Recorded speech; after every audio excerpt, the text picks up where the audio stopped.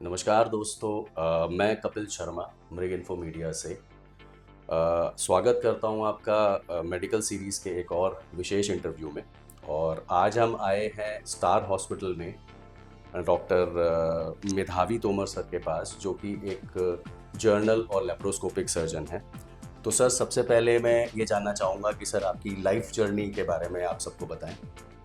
नमस्कार कपिल जी। आपने बहुत उचित समय पर ये इंटरव्यू शेड्यूल किया, क्योंकि आजकल बहुत सारी मिथ्याएं भी हैं लोगों में जो मेडिकल प्रोफेशन से रिलेटेड हैं। जहाँ तक आपके सवाल का जवाब है, प्रैक्टिकली नर्सरी से लेकर के एमएस सर्जरी तक मेरी सारी एजुकेशन मेरठ की ही है। मैंने मेरठ में गवर्नमेंट इंटर कॉलेज से 1983 में इंटरमीडिएट पास किया और उसके बाद में मैंने एलएलआरएम मेडिकल कॉलेज से एमबीबीएस किया और एलएलआरएम मेडिकल कॉलेज से ही मैंने एमएस सर्जरी में डिग्री प्राप्त की। उसके बाद मैं लेप्रोस्कोपिक और एडवांस सर्जिकल ट्रेनिंग के लिए कुछ समय बॉम्बे रहा और उसके बाद मैंने अपना प्राइवेट प्रैक्टिस मेरठ में स्टार्ट की। तो सर, वो कौन सा सन था जब आपने प्राइवेट प्रैक्टिस स्टार्ट करी?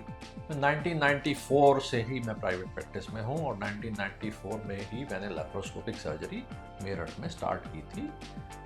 मैं वेस्टर्न यूपी के शुरुआती कुछ लोगों में हूँ जिन्होंने लेप्रोस्कोपिक सर्जरी को अडॉप्ट किया था। अच्छा, और तो सर ये जो आपने प्रैक्टिस जो आपने बताया 94 में करी, तो ये स्टार हॉस्पिटल आपने तभी इस्टेब्लिश किया था या ये कब किया था आपने? नहीं, जहाँ पर आज स्टार हॉस्पिटल है, हम्म। यहाँ पर मेरा पहले ओपीडी क्लिनिक हुआ करता था और मैं अलग अलग नर्सिंग होम्स में ऑपरेशन करता था। अच्छा। लेप्रोस्कोपी में हाई एंड इक्विपमेंट परचेज करने की जब बात आई, जब हाई डेफिनेशन कैमरास वगैरह आए, तो तब मैंने ये निर्णय लिया कि ये सब चीज़ें मेरे कंट्रोल में होनी चाहिए जिससे कि मैं अपना बेस्ट दे सकूं। ठीक है। और तो सर ये स्टार हॉस्पिटल कौन से ईयर में इस्टेब्लिश हुआ? 2012 के में ऑपरेशनल हुआ था स्टार हॉस्पिटल। हम्म। अब ये समझिए करीब 14 साल हो गए हैं स्टार हॉस्पिटल को कार्य करते हैं। ठीक है सर। तो सर आपके यहाँ पे मतलब कौन कौन से ट्रीटमेंट अभी अवेलेबल होते हैं? कौन कौन से ट्रीटमेंट? देखिए, मैं एक जनरल सर्जन हूँ, मेरी वाइफ एक गायनेकोलॉजिस्ट है। ओके। तो हम लोग मैक्सिमम ऑलमोस्ट 99% पेशेंट्स हमारे लेप्रोस्कोपिक ट्रीटमेंट वाले होते हैं। लेप्रोस्कोपिक जनरल सर्जरी में गॉल ब्लैडर सबसे कॉमन सर्जरी है, अपेंडिक्स की सर्जरी, हर्निया की सर्जरी और अलग अलग अंगों की इंटेस्टाइनल सर्जरी, हाइटस हर्निया की सर्जरी, ये सब जनरल सर्जरी में फ्रीक्वेंटली हमारे यहाँ होते रहते हैं। इसके अलावा गायनेकोलॉजिकल प्रोसीजर्स जैसे laparoscopic removal of uterus, hysterectomy जिसको कहते हैं, बच्चेदानी का ऑपरेशन, बच्चेदानी की रसौली के ऑपरेशन, हिस्ट्रोस्कोपिक रिमूवल पॉलिप्स का और अंडेदानी की रसौलियाँ, ये सब ऑपरेशन मेरी वाइफ करती हैं। लेकिन सर मैं बीच में आपको ये पूछ रहा हूँ कि भाई ज़्यादातर पेशेंट कौन सी प्रॉब्लम लेके आते हैं?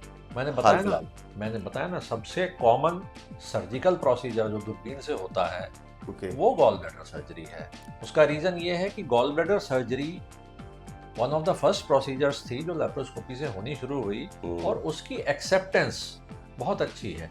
पेशेंट्स अब उसमें बहुत ज़्यादा सवाल जवाब नहीं करते, वो सिर्फ एक बार पूछते हैं, साहब दूरबीन से करोगे? हाँ जी, दूरबीन से करेंगे। क्योंकि वो एक बहुत वॉल्यूम हो चुके हैं गॉल ब्लैडर सर्जरी के, ना सिर्फ मेरे द्वारा, बहुत सारे सर्जन इस काम को करते हैं, तो वो एक जनरल पब्लिक में एक्सेप्टेंस है। तो सर ये दूरबीन से होना और लेप्रोस्कोपिक से होना basically it's a same thing और अ डिफरेंट थिंग? हाँ, लेप्रोस्कोपी का मतलब ही है पेट के अंदर झांकना। लेप्रोस एब्डोमेन को कहते हैं, पेट को कहते हैं, और स्कोपी कहते हैं किसी चीज को देखना। तो ये दूरबीन उसका एक समझिए हिंदी अनुवाद है। बेसिकली एक ब्रॉड लेंस मैकेनिज्म होता है जिसको पेट के अंदर डालते हैं, पीछे एक वीडियो कैमरा लगाते हैं और मॉनिटर पर देख करके सर्जरी होती है। तो ये वीडियो असिस्टेड सर्जरी है जो एक मैग्नीफाइड विजन में होती है और इससे सारे complex procedures, even weight reduction surgery, bariatric surgery, ये सब हम लोगों के यहाँ होते हैं। सर्जरी के बारे में तो जैसे मैं अगर आपको ये बताऊं कि एक मिथ ये भी फैला हुआ है कि इससे जान चली जाती है। देखिए, जो ओबीज हैं और सुपर ओबीज हैं उनको बहुत सारी कोमॉर्बिडिटीज होती हैं, बहुत सारी बीमारियां साथ में होती हैं, वो ऑलरेडी हाई रिस्क पेशेंट्स होते हैं। Overall survival benefit bariatric surgery का 69% है, जो कि एक बहुत सिग्निफिकेंट सर्वाइवल बेनिफिट है। अब ये तो ऐसी बात है कि साहब सड़क पे मत चलो, नहीं सर, वो तो है एक्सीडेंट हो जाता है। नहीं, लेकिन आज अगर हम बैठे हैं आज की तारीख में, तो जो complication rate gall bladder surgery का है, लगभग वही कॉम्प्लिकेशन रेट बेरियाट्रिक सर्जरी का है। हाई वेट वाले पेशेंट्स, मोटापे से ग्रस्त पेशेंट्स को बेरियाट्रिक सर्जरी इसलिए थोड़ी सी रिस्की होती है क्योंकि उसमें कोमॉर्बिडिटीज बहुत होती हैं। किसी के ब्लड प्रेशर की प्रॉब्लम है, डायबिटीज़ की प्रॉब्लम है, हार्ट के इश्यूज हैं, तो वो एक अच्छे सेंटर पर, बड़े सेंटर पर, जहाँ पर सारी टीम मौजूद हो, वहाँ पर ही होनी चाहिए। तो सर ये जो फैसिलिटी है वो यहाँ मौजूद है स्टार हॉस्पिटल में? सेलेक्टेड पेशेंट्स जिनमें कोमॉर्बिडिटीज नहीं होती, उनको हम यहाँ ऑपरेट करते हैं बेरियाट्रिक सर्जरी के लिए भी, और जो हाई रिस्क पेशेंट्स होते हैं उनको हम अदर हॉस्पिटल्स में ऑपरेट करते हैं जहाँ सारे बैकअप्स अवेलेबल हैं। मुख्यतः मैं आनंद हॉस्पिटल में करता हूँ, आनंद हॉस्पिटल में, जिसमें कि मुझे को आईसीयू बैकअप और सारा टीम का बैकअप अवेलेबल होता है। ठीक है सर। और जैसे अगर बात कहूँ तो जो नॉर्मल एक मिथ कह लो या इन्फॉर्मेशन की लैक ऑफ इन्फॉर्मेशन कह लो, कि क्या ओपन सर्जरी में और लेप्रोस्कोपिक सर्जरी में बेसिकली डिफरेंस क्या होता है? देखिए, डिफरेंस सिर्फ टेक्निक का है। Okay. Steps of the surgery, operation के जो स्टेप्स हैं वो तो सेम है। अगर आप गॉल ब्लैडर निकालेंगे तो आप गॉल ब्लैडर निकालेंगे, उसके वो ही गिने चुने स्टेप्स हैं कि आप सिस्टिक डक्ट, सिस्टिक आर्टरी को देखेंगे, पहचानेंगे, उसमें क्लिप्स लगाएंगे या उसको बांधेंगे और काटेंगे और गॉल ब्लैडर को निकालेंगे। वही स्टेप्स हैं, वही स्टेप्स ओपन सर्जरी के हैं, वही स्टेप्स लेप्रोस्कोपिक सर्जरी के हैं।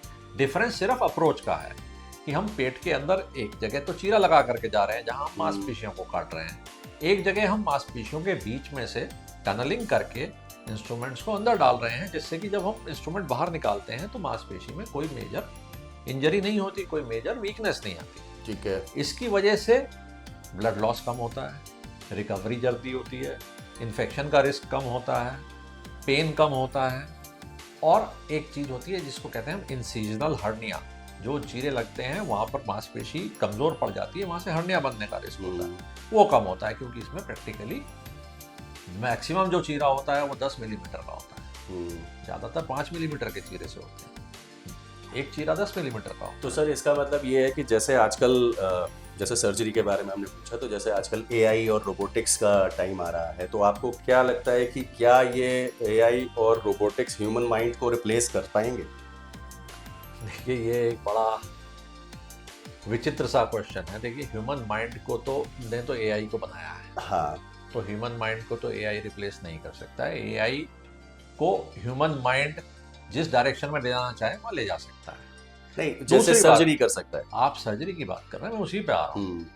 देखिए, सर्जरी एक ऐसी चीज है जो एक शरीर पर होनी है। शरीर में बहुत सारी विविधताएं होती हैं, दो लोगों का चेहरा एक सा नहीं होता, इसी तरह से दो लोगों की आंतरिक संरचना में भी एनाटॉमिकल डिफरेंसेस होते हैं। आइडेंटिफिकेशन में हेल्प कर सकती है एआई कि भाई ये नस जा रही है, ये आर्टरी जा रही है, ये डक्ट जा रही है, या ये ऑर्गन ये है, उसमें हेल्प कर सकती है, लेकिन रिप्लेस नहीं कर सकती। दूसरी बात रोबोट की है। रोबोट एक स्लेव मॉडल है, मास्टर सर्जन है, स्लेव रोबोट है। तो जो स्लेव रोबोट है उसको जैसे गाइड करेगा सर्जन, वैसे वो काम करेगा। रोबोट को भी शरीर के ऊपर फिक्स करने के लिए सर्जन या असिस्टेंट सर्जन चाहिए। जब वो फिक्स हो जाएगा उसके बाद उसको एक कंसोल पे बैठ करके आप कमांड कर सकते हो। वो रिमोट भी हो सकता है, आप हो सकता है दूसरे शहर से दूसरे शहर में ऑपरेशन कर रहे हो, लेकिन अल्टीमेटली सर्जन तो उसको गाइड कर रहा है। सर्जरी तो सर्जन ही कर रहा है, रोबोट तो एक इंस्ट्रूमेंट हुआ जो कि सर्जन की कमांड्स को, जो उसकी कमांड्स को सिर्फ फॉलो कर रहा है, रीड कर इम्प्लीमेंट कर रहा है ना। तो एआई आइडेंटिफिकेशन में बेनिफिशियल हो सकती है स्ट्रक्चर्स के, रोबोट ऐसा नहीं है कि वो इंडिपेंडेंट है कि वो आया और वो टहलता हुआ ओटी में और आकर के उसने ऑपरेशन किया और चला गया, ऐसा नहीं नहीं, है, ऑब्वियसली है ना? तो ये चीजें समझनी पड़ेगी। ओके सर, थैंक्स इतने आसान तरीके से इतनी महत्वपूर्ण जानकारी देने के लिए। और एड्रेस और लोकेशन के लिए आप लोग mrigindia.com पे लॉगिन कर सकते हैं। और ऐसे ही अगले इंफॉर्मेशन वीडियो के लिए मिलते हैं अगली नेक्स्ट वीडियो में। तब तक के लिए नमस्कार। नमस्कार।